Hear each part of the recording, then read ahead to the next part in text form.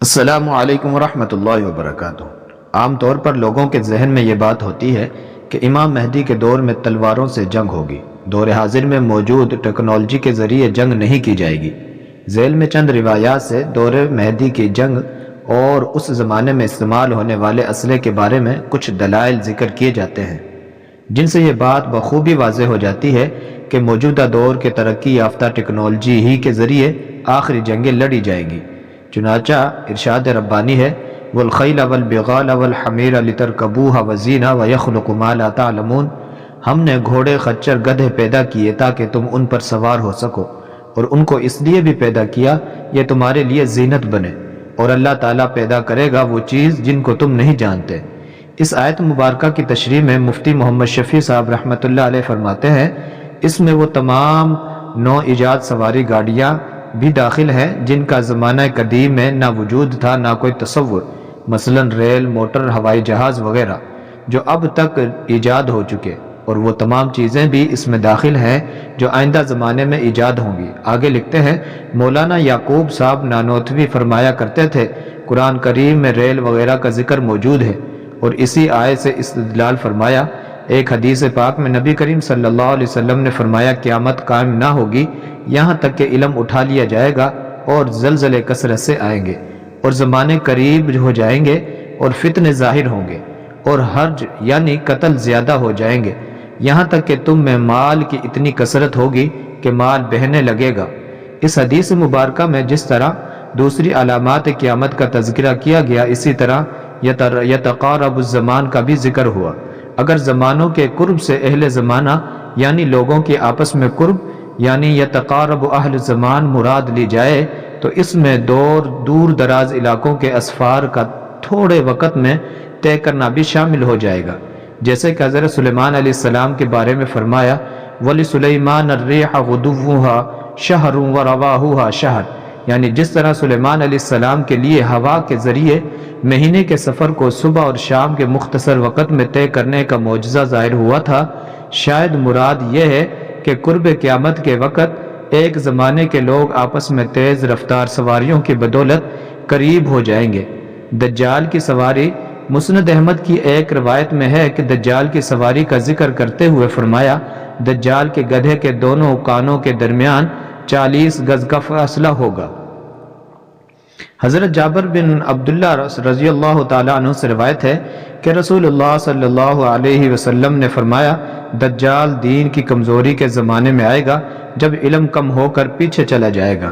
دجال 40 راتیں زمین پر چکر لگائے گا، ایک دن ایک سال کے برابر ہوگا، اور پھر ایک دن ایک مہینے کے برابر، پھر ایک دن ایک ہفتے کے برابر ہوگا۔ اس کے بعد ایام عام دنوں کے برابر ہوں گے، اور دجال کے پاس سواری کے لیے ایک گدھا ہوگا جس کے دونوں کانوں کے درمیان 40 گز کا فاصلہ ہوگا، اور وہ لوگوں کو کہے گا کہ میں تمہارا رب ہوں، حالانکہ وہ کانا ہوگا اور تمہارا رب کانا نہیں۔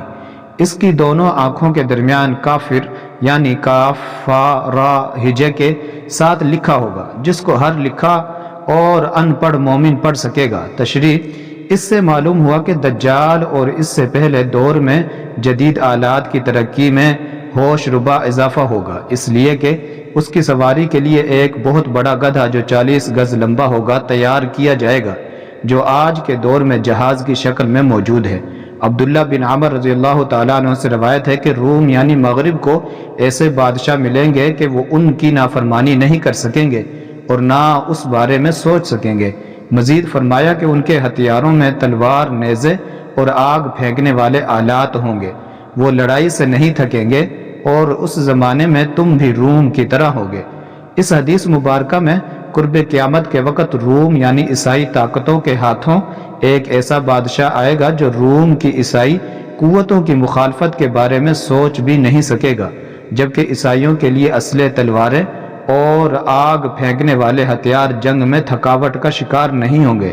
اس حدیث مبارکہ میں فرمایا، نیازت یعنی آگ پھینکنے والے آلات رومیوں کے پاس بھی ہوں گے، اور تمہارے پاس بھی انہی کی طرح ساز و سامان ہوگا جو استعمال کرنے والوں کو گھوڑے، تلوار اور قدیم اسلحوں کی طرح تھکاوٹ کا شکار نہیں کریں گے۔ اس سے مراد کیا عصر حاضر کا جدید اسلحہ، راکٹ، لانچر وغیرہ مراد نہیں، پرندوں کے پروں سے ہلاکت پھیلانے والا اسلحہ اور امام مہدی کا دور۔ عرب کے لیے نزدیک آنے والے شر سے ہلاکت ہے۔ یہ شر پرندوں کے پروں سے نکلے گا۔ تمہیں معلوم ہے کہ وہ کیسے ہوں گے؟ طویل افسوس پرندوں کے یہ پر ہواؤں میں تیزی پیدا کرنے کے لیے آگ بھڑکا دیں گے، اور ان ہواؤں میں آگ کی تیزی داخل ہو کر شعلوں کی صورت میں پیدا ہو جائے گی۔ زبیدی نے لکھا ہے کہ وحی آگ کو کہتے ہیں۔ صولب کہتے ہیں کہ میں نے ابن العربی سے پوچھا کہ وحی کیا ہے اور آگ کے ساتھ اس کی کیا مشابہت ہے، تو انہوں نے جواب دیا کہ وحی بھی آگ کی طرح بعض کو نفع اور بعض کو نقصان دیتی ہے۔ اس روایات سے معلوم ہوا کہ امام مہدی کے دور میں فضائی بمباری کرنے والے جہازوں کی طرف اشارہ معلوم ہوتا ہے، جو اپنے پروں سے میزائلوں کو پھینک کر لوگوں کو برباد کر دیتے ہیں، جبکہ اسی روایات میں ان ہواؤں کے چلنے کے بعد عورتوں کا اپنی عزتوں، عصمتوں اور مردوں پر رونے کا تذکرہ بھی منقول ہے۔ حضرت کعب احبار رضی اللہ تعالیٰ عنہ کی روایت میں ہے، یہ بھی تصریح ہے کہ فرمایا اللہ تعالیٰ رومیوں پر ایسی ہوائیں اور پرندے مسلط کریں گے جو ان کے چہروں کو اپنے پروں سے مار مار کر ان کی آنکھیں پھوڑ دیں گے اور ان کے لیے زمین کو پھاڑ دے گی۔ ان پرندوں کی تیز آوازوں سے زمین میں سخت حرکتیں رونما ہوں گی، اور یہ رومی زمین کے ایک گہرے گڑھے میں دھنس جائیں گے۔ اس روایات کو اگر عصر حاضر کے تناظر میں دیکھا جائے تو یہی بات سامنے آتی ہے کہ امام مہدی رضی اللہ تعالیٰ عنہ کے پاس ایسا اسلحہ ہوگا جس کی شکل پرندوں کی طرح ہوگا، جس میں تیز ہوا ہوگی، اور وہ پرندہ نما اسلحہ اپنی کارروائی کی وجہ سے زمین پھاڑ کر کانوں کو بہرا کرنے والی آواز اور زمین کو تیز حرکت دینے والی زور کی وجہ سے ان کی آنکھوں کو اپنے پھپھوڑوں سے نکال کر ان کے چہروں پر مار دے گی۔ فَيَتَلَجْلَجُ قَالَ الْجَوْهَرِي جَلْجَلَتِ الشَّيْءِ إِذَا حَرْكَتَهُ بِيَدِكَ۔ علامہ جوہری نے لکھا ہے کہ کسی چیز کو حرکت دینے کو جلجلت کہتے ہیں۔ یہ روایات آج کل کے بموں اور میزائلوں کے علاوہ دیگر اسلحوں کے استعمال کی طرف واضح نشاندہی کرتی ہے، کیونکہ موجودہ جنگوں میں یہی اسلحے استعمال ہوتے ہیں۔ قرب قیامت میں جراثیمی ہتھیاروں کا استعمال۔